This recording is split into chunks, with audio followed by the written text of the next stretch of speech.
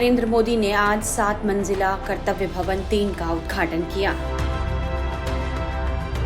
जिसका उद्देश्य अलग अलग मंत्रालयों और विभागों को एक ही स्थान पर लाकर दक्षता और सहयोग बढ़ाना है। इस दौरान केंद्रीय मंत्री मनोहर लाल खट्टर समेत अन्य वरिष्ठ अधिकारी मौजूद रहे। कर्तव्य भवन 3 सेंट्रल विस्टा प्रोजेक्ट का अहम हिस्सा है।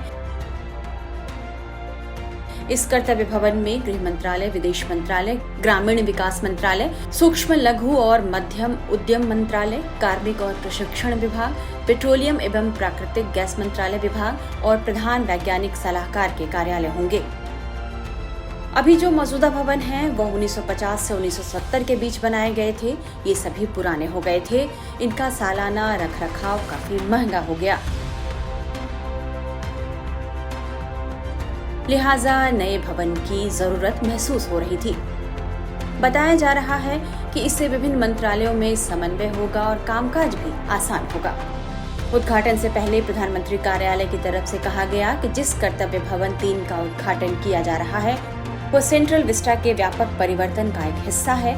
यह कई आगामी कॉमन सेंट्रल सेक्रेटेरिएट भवनों में से पहला है, जिसका मकसद प्रशासनिक प्रक्रियाओं को सुव्यवस्थित और चुस्त शासन को सक्षम बनाना है। नॉर्थ और साउथ ब्लॉक में मौजूद सभी मंत्रालय अब कर्तव्य भवन में शिफ्ट होंगे। तो सवाल है कि फिर नॉर्थ और साउथ ब्लॉक का क्या होगा? तो बताया जा रहा है कि नॉर्थ और साउथ ब्लॉक को अब म्यूजियम में तब्दील किया जाएगा, जिसका नाम युगे युगीन भारत म्यूजियम रखा जाएगा। कर्तव्य भवन 3 एक अत्याधुनिक कार्यालय परिसर है, जो लगभग 1.5 लाख वर्ग मीटर क्षेत्र में फैला है। इसमें 2 बेसमेंट और भूतल समेत 3 मंजिलें हैं। कर्तव्य भवन को इस तरह तैयार किया गया है कि इससे 30% कम ऊर्जा खपत होगी।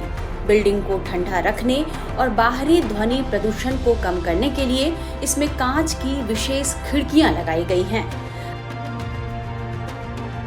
अगले महीने तक कर्तव्य भवन 1 और कर्तव्य भवन 2 भी बनकर तैयार हो जाएंगे।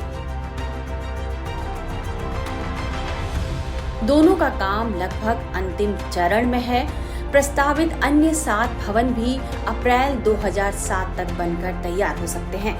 इस परियोजना पर करीब 1000 करोड़ रुपए खर्च होंगे।